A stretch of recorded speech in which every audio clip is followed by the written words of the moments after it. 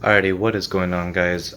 Today's vlog, or episode I should say, is loose terminal cables that as much as you try to tighten them, they're still loose on the terminal of the battery.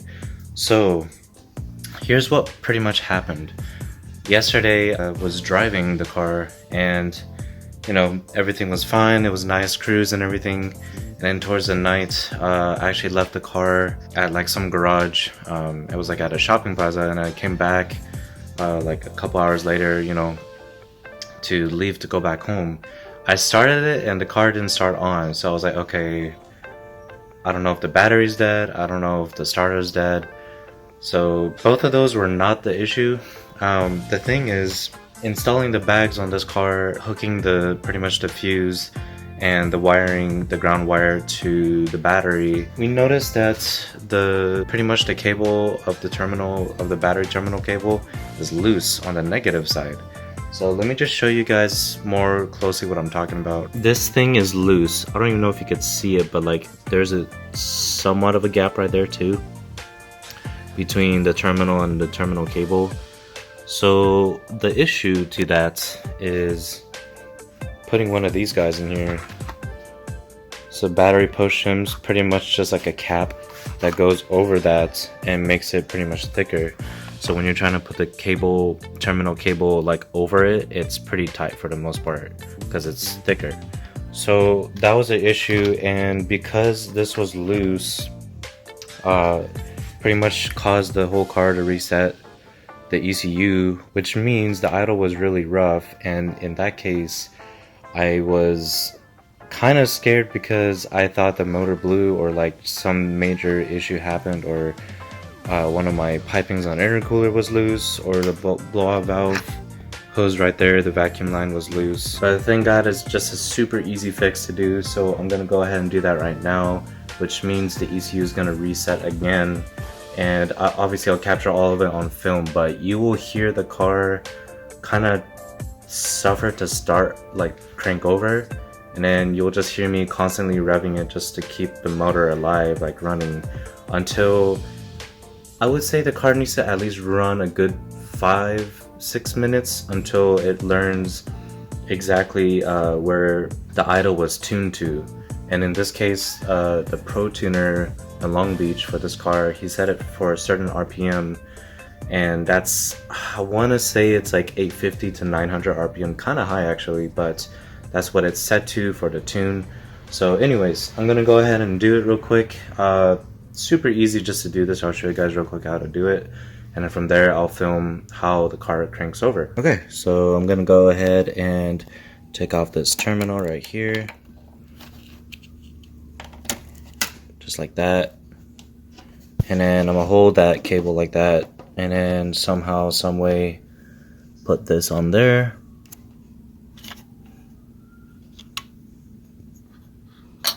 Like that. And then you just need to put this back on and tighten it, pretty much. Okay, so one quick thing I wanted to address is when you're installing that little cap over the terminal on a battery, you want to take out the black, I guess it's like a grommet or whatever on the cable, which is that thing right there. The reason why is because if you see how like close that circle is, the diameter on that one compared to this actual terminal, it restricts it. So no matter what, it's pretty like you can't fit that over that. So I had to take that out, put this back onto that terminal cap. So I'm gonna go ahead and do that real quick, and pretty much just need to tighten that bolt and it should be good. Alrighty, so I finally got this on there. Had to do a little bit of an adjustment. I had to completely take that screw out, which you guys saw earlier when I left it there, and widen it with a long nose plier just to open up that space right there, just to open it. That way the mouth of the terminal cable can grab onto the battery terminal. So pretty much it's on there now. I just need to tighten it a little more, but obviously you just want to test it, wiggle it around, make sure it's not wiggling. So it's not wiggling, that's good. I actually brought this out.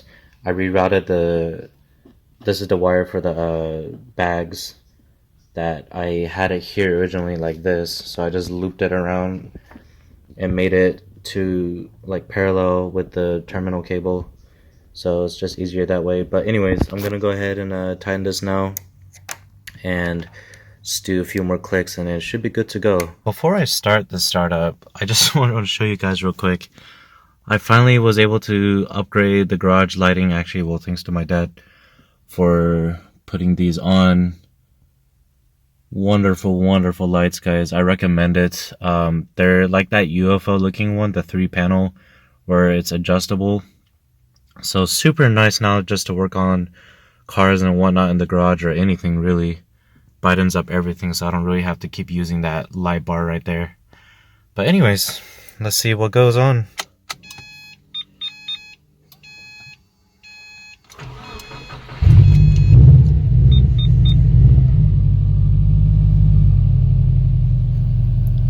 So guys, real quick, this is a cold start right now.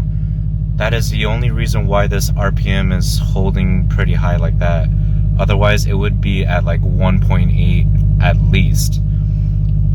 So right now you can see everything's set, reset, time and whatnot.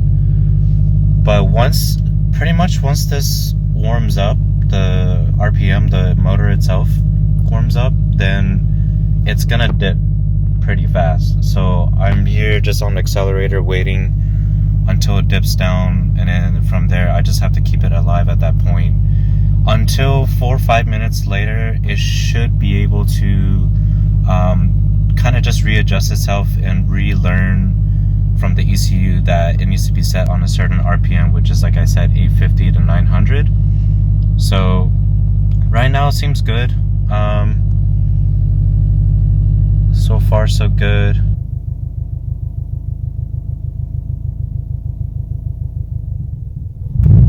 Yeah, I definitely didn't learn yet. So another thing, guys, I could do, thank God I actually have that much gas to do all this. Another thing I could do is set the RPM manually here. Might just have to do that just to be safe. So you go to tune, go to adjustments, go to idle for AC off. So 0 right now, but 0 right now means whatever the Pro Tuner set it to. So it's like 850, 900, around there. But I'm just gonna be safe and go ahead and put it literally to probably maybe 275. So it saved it now. Let's see where this idle is standing at now. And then just to show you guys that my current map is still on too. So that's still my name.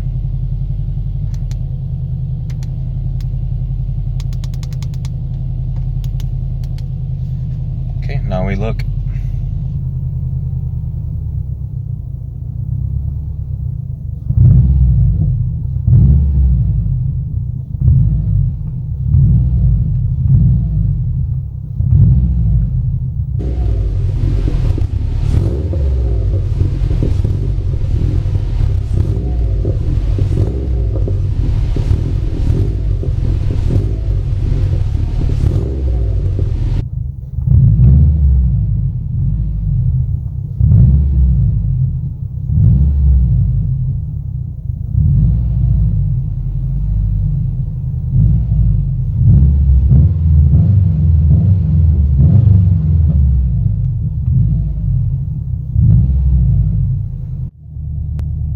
Alrighty guys, finally it's learned itself.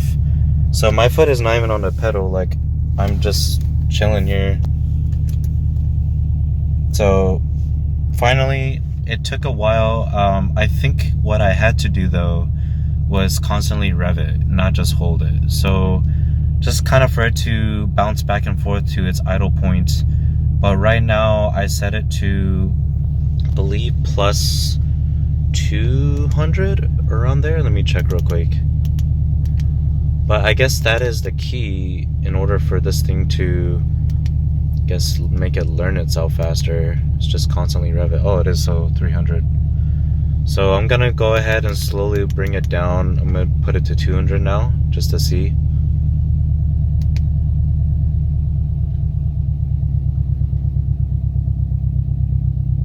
So literally just right above the 1. Seems fine. I'm gonna bring it back down to 150 for now.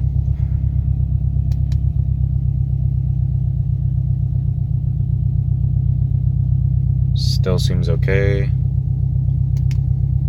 And then let's see, 75.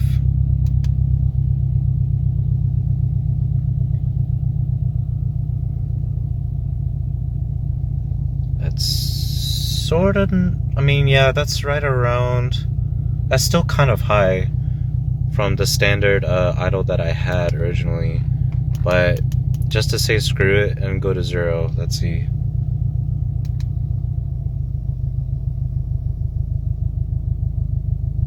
Okay, good. Yeah, so that's exactly where the idle was at before. Just a clip from the outside here.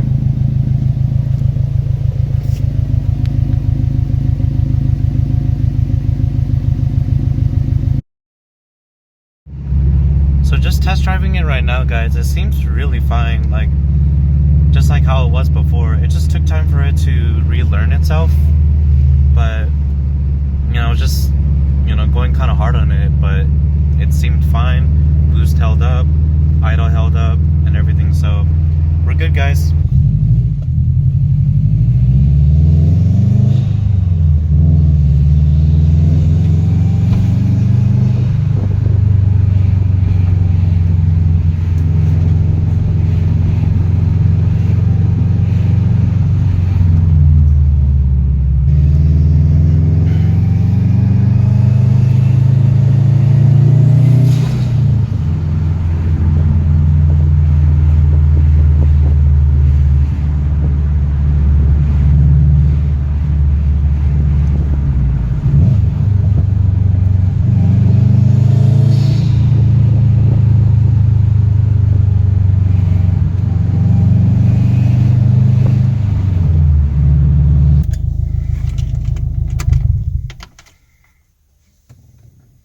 But that's pretty much it. If you guys have any other questions on what I just did for this vlog, or what was really going on, or if you guys are still confused as to why this was doing that, blah blah blah, just comment down below.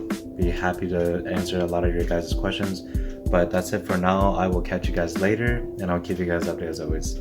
See ya.